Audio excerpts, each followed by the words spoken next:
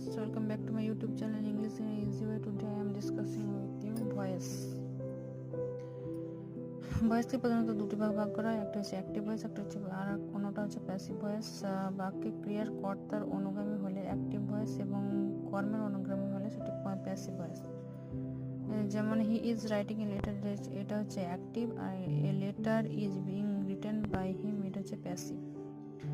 Rules and regulation of passive active to passive. Active ভয়েসকে প্যাসিভে পরিবর্তন করার নিয়মগুলি হচ্ছে, অ্যাক্টিভ ভয়েসের যেটি অবজেক্ট অর্থাৎ কর্ম, সেটা প্যাসিভ ভয়েসে কী হবে, সাবজেক্ট অর্থাৎ কর্তা হবে। আর দ্বিতীয় নম্বর হচ্ছে অ্যাক্টিভ ভয়েসের সাবজেক্ট বা প্যাসিভ, যেটি মানে অ্যাক্টিভ ভয়েসের যেটা সাবজেক্ট, প্যাসিভ ভয়েসে সাধারণত বাই যোগ করে কী হয়, অবজেক্টে পরিণত হয়। প্যাসিভ ভয়েসের মূল ভার্বটি পাস্ট পার্টিসিপল ও তার পূর্বে টু বি ভার্ব প্রয়োজন।